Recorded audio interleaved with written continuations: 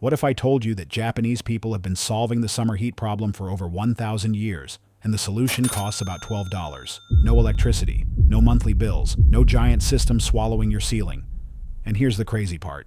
While Americans are spending anywhere from $4,500 to $11,000 just to install central AC, Japanese homes stay surprisingly cool using a method so simple it almost feels like a trick. But before I tell you what that $12 secret actually is, you need to understand something first. Because once you see why Japan never needed central AC in the first place, you're going to look at your own home completely differently. I've been digging deep into Japanese housing culture, traditional architecture, and the psychology behind how an entire nation decided, almost unanimously, that cooling your whole house is actually kind of wasteful. And what I found shocked me, because this isn't just about saving money on your electricity bill. It goes way deeper than that. It's about a completely different relationship with summer itself. By the end of this video, you're going to understand three things. The real reason central AC never took hold in Japan, the $12 tool that's been doing the heavy lifting for centuries, and honestly, a smarter way to think about heat that most Western homes have completely ignored. But first, there's one thing about Japanese summers that most people don't know, and it completely changes everything. Japan's summers are no joke. We're talking 34 degrees Celsius, around 93 degrees Fahrenheit, combined with humidity so thick it feels like you're breathing through a wet towel. In Tokyo alone, average summer temperatures have already risen 2 to 3 degrees Celsius over the past century, and the number of days exceeding 35 degrees Celsius, that's 95 degrees Fahrenheit, keeps climbing every single year. So this isn't a country with mild breezy summers where you just open a window and everything's fine. This is brutal, suffocating heat, every year, for months. And yet, most Japanese homes don't have central AC. Many rooms don't even have a single AC unit. So how are they surviving? How are they thriving? The answer starts with something that happened over 1,000 years ago, and it's baked right into the walls, floors, and windows of traditional Japanese homes. Japanese houses were never built for winter. They were built for summer. Think about that for a second. In most Western countries, homes are designed to trap heat. Thick walls, sealed windows, tight insulation. But in Japan, the philosophy was completely flipped. Traditional Japanese homes were engineered around one single priority: airflow. Here's how they did it. First, shoji and fusuma. These are sliding paper doors and partitions that divide rooms. Because they slide open, or can be removed entirely, you can turn a series of small rooms into one large, open, breezy space in seconds. No walls blocking the air. No heat getting trapped. Second, ranma. These are decorative openings built above the sliding doors between rooms. Even when every door in the house is closed, air and light can still pass through. The house breathes constantly, automatically, without you doing anything. Third, and this one genuinely blew my mind, the raised floor structure. Traditional Japanese homes are built with the floor elevated above the ground. Why? Because heat and moisture rise from the earth. By lifting the floor, air circulates underneath the house, cooling the interior from below.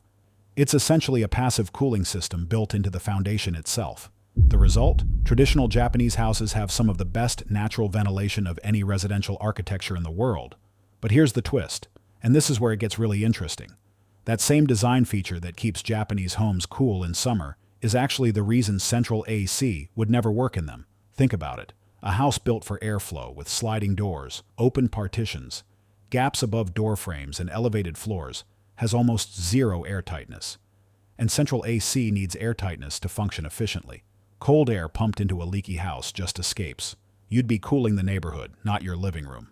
One homeowner asked contractors about installing central AC and was told directly, even if they installed it, the rooms wouldn't cool down much because of poor airtightness. So the very thing that made Japanese homes livable for centuries made modern central AC completely impractical. But that still doesn't explain the $12 secret. And trust me, once I show you what it is, you're going to want one immediately. It's called a sudare. A sudare is a bamboo blind, typically hung outside a window or doorway. It blocks direct sunlight while still allowing air to flow freely through the gaps in the bamboo. You get the shade without sacrificing the breeze, and they cost about $10 to $15. There's also the yoshizu, a larger bamboo screen placed upright in front of windows or verandas. Same idea. Block the sun, keep the airflow. used for centuries across Japan. Now here's what makes this genuinely impressive from a science standpoint. The majority of heat that enters a room doesn't come through the walls. It comes through the windows as direct solar radiation. Glass lets sunlight in. That light hits your furniture and floors, and those surfaces radiate heat back into the room. It's essentially a greenhouse effect happening inside your living room. A sudar interrupts that process at the source. Before the sunlight even reaches the glass, the bamboo is absorbing and deflecting it. The room stays significantly cooler without a single watt of electricity. Is it as powerful as air conditioning? No. But combined with the ventilation features already built into Japanese homes, it creates a cooling system that is genuinely effective, completely free to run, and has zero environmental cost. And if you're sitting there thinking, okay, but I want real relief from the heat, there's one more technique that takes this to the next level. And it's something you can do tonight. But before I get to that, if you're finding this genuinely useful and you're starting to think differently about how your own home handles heat, go ahead and hit that like button right now. It seriously helps this video reach more people, and it takes literally 1 second. And if you want more videos breaking down fascinating things about Japanese culture and smarter ways to live, subscribe. New videos every week. Okay, back to the technique. It's called uchimizu, and it's almost embarrassingly simple. You take water, ideally recycled water, like leftover bath water, or water used to wash vegetables, and you sprinkle it on the ground outside your home, on the pavement, the garden path, the front steps. As the water evaporates, it absorbs heat from the surrounding air. The temperature around your home drops noticeably. It's the same principle behind why sweating cools your body. Evaporative cooling. This has been practiced in Japan since ancient times. It works best in the evenings when the sun is lower and evaporation is slower, giving the cooling effect more time to work. Now here's what's remarkable. Surveys show that over 90% of Japanese people consciously try to save energy in their daily lives. For Japanese people, this isn't primarily about saving money. It's a value. It's almost a moral position. There's even a specific Japanese word for it. Mottainai. It means what a waste, and it carries real emotional weight. The idea of running a central AC system that cools empty hallways, unused bedrooms, and corridors nobody is walking through. To a Japanese person, that's not just inefficient, it's almost offensive. This is why room-by-room AC units, installed only in rooms that are actually being used, make perfect sense within Japanese culture. The average Japanese home has about 3 units. You cool the bedroom at night, you cool the living room in the evening, the rest of the house, let it breathe. Let's talk numbers for a second, because this is where it gets almost absurd. In the United States, installing central AC costs on average between $4,500 and $11,000. That's just installation. That doesn't include monthly electricity bills, maintenance, filter replacements, or repairs. In Japan, installing central AC in a home not designed for it costs between $6,750 and $20,250. Because contractors have so little experience with it, there's no economy of scale. Every job is custom, complicated, and expensive. Meanwhile, 3-room AC units in Japan, average cost per unit runs from about $270 to $1,700.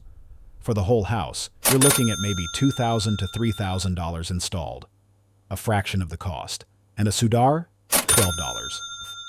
Now pair that with uchimizu, which is free because you're using water you'd use anyway, and traditional ventilation architecture that costs nothing to run, and you start to see why the Japanese system isn't just culturally preferred. It's economically smarter. But here's the part that surprised me most when I went deep on this topic. Japanese people don't just tolerate summer, they actually enjoy it. There's a small wind chime called a furin hung from the eaves of a house.